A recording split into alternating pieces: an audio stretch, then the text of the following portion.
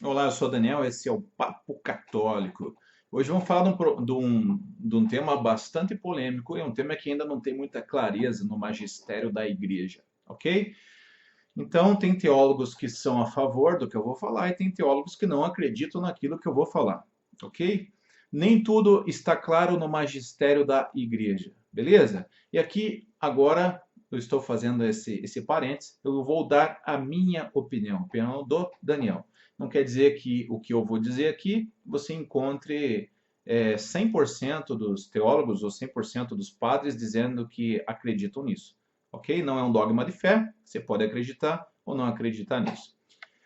Baseado em Êxodo, capítulo 20, versículos 5 seguintes, eu vou até ler aqui para vocês.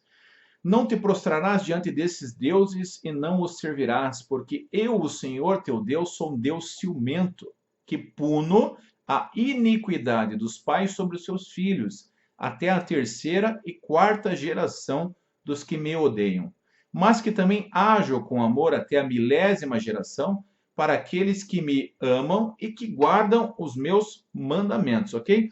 Então, lendo somente essa passagem, dá para a gente entender ou imaginar que Deus pune o indivíduo até a terceira, quarta geração e que a sua graça alcança o indivíduo até a milésima geração. Ok. Em um outro texto, eu já vou falar dos dois, fala da responsabilidade pessoal do indivíduo. Isso está em Êxodo, capítulo 18, versículo de 1 a 4 e até o 21. Por minha vida, oráculo do Senhor, não repetirei jamais este provérbio em Israel. Aquele que pecar, este morrerá. Mas se o ímpio se converter dos seus pecados que cometeu e passar a guardar os meus estatutos e a praticar o direito à justiça, certamente viverá. Presta atenção agora, ele não morrerá. Nenhum dos crimes que praticou será lembrado. Viverá como resultado da justiça que passou a praticar. Então, esse versículo parece contradizer o versículo anterior. Parece. Esse versículo está dizendo que, no profeta Ezequiel, né, que cada um responde pelo seu pecado. E agora eu vou dar a minha opinião. Eu acho que isso é muito bem resolvido dentro da doutrina católica. Uma coisa é culpa, outra coisa é pena. O primeiro versículo, ele está falando de pena. O segundo versículo está falando de culpa. Mas, Daniel, o que é pena? O que é culpa?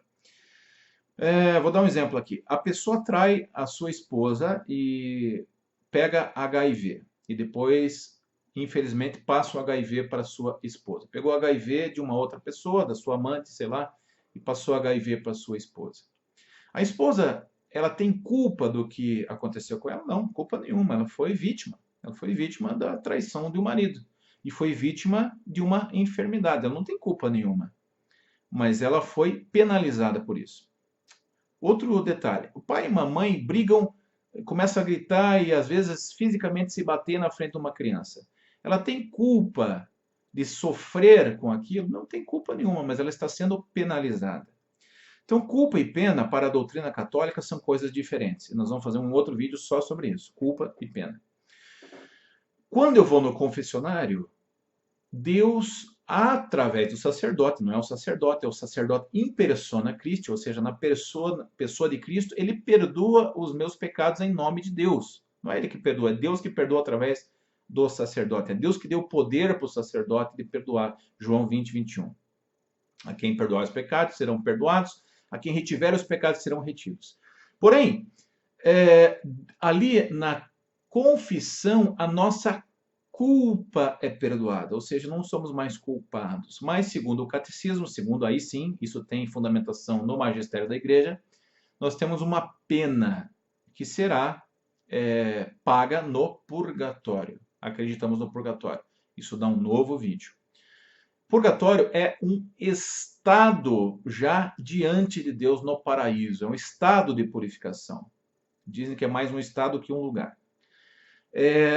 Quem está no purgatório não tem como ir para o inferno, só vai para o céu. Então, lá no purgatório, a gente pagaria as nossas penas. A culpa foi perdoada, mas nós estamos com uma distorção na alma, e a palavra de Deus diz que só os santos verão a Deus. Portanto, se só os santos verão a Deus, a minha alma precisa ser, vamos dizer assim, retificada. Eu não aguentaria estar na presença de Deus com uma alma cheia de marcas, de machucaduras como a minha, mesmo que eu não tivesse mais culpa.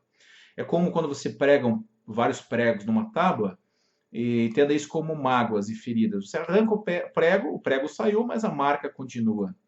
Você tira o prego, a culpa, mas continua a pena, a marca nessa madeira. Então, nesse sentido, orar por gerações, não confundir com karma, nós não acreditamos em karma, cada um paga pelo seu próprio pecado, está determinado que o homem morra uma só vez, Hebreus 9:27. Nós não acreditamos em reencarnação, mas em ressurreição. Quando nós oramos por cura de gerações, então não confundir com nenhuma doutrina espírita, né? Eles creem em outra coisa. Quando nós oramos por cura em geração, nós acreditamos, primeiro, que Deus é atemporal. Deus, para ele, tudo é presente. Segundo, que Deus é Senhor do tempo. Ele pode agir antes, nós orando agora. Terceiro, nós acreditamos que alguns males espirituais passam de geração para geração. Uma vez eu ouvi, infelizmente, um sacerdote falando mal do Padre Marcelo, que o Padre Marcelo falava de cura de gerações, e esse padre pregava na homilia contra o Padre Marcelo, inclusive citando o nome dele. É muito triste, porque ele não entendeu que a caridade está acima de cura de gerações, de acreditar ou não em cura de gerações. No final da missa, eu chamei ele com toda a educação, falei, padre, o senhor não acredita? Não, não acredito no dogma de fé, não sou obrigado a acreditar. Eu falei, e o pecado original? Né? Porque, em tese, é a mesma coisa. Ele falou, também não sou obrigado a acreditar. Bom, mas o pecado original está no magistério da igreja, está no catecismo da igreja católica. Ou seja, eu tenho uma tendência a pecar que veio dos primeiros pais que pecaram, esses pais chamados de Adão e Eva, né? Que não são nomes próprios, mas quer dizer seres viventes. Então, depois que esses pais por liberdade pecaram, no coração do homem existe uma tendência a pecar. Isso é chamado de pecado original. Nós não nascemos assim neutros, vamos dizer assim, nós temos um coração inclinado a fazer o mal. Isso a igreja chama de pecado original, e o pecado original passa de linhagem, de geração em geração, sobre a todos os homens.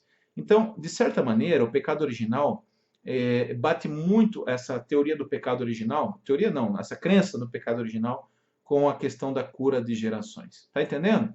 Então, culpa é uma coisa, pena é outra. Quando a Bíblia fala que você responde pelo seu próprio pecado, ela está dizendo a culpa é tua. Não bote a culpa na comida, não bote a culpa do teu pecado na roupa curta da mulher, não bote a culpa da tua traição porque a tua mulher não te dá atenção. Não, o pecado é seu, o pecado é meu.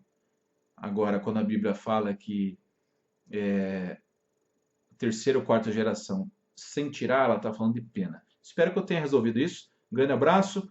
Clica no vídeo se você gostou, curtir. Pode compartilhar à vontade, pode colocar em site, blog, não tem problema nenhum, não precisa nem pedir autorização, desde que você não mude o conteúdo, né? Se inscreva no canal, compartilhe, me ajuda a divulgar, para a honra e glória de Deus. Até a próxima.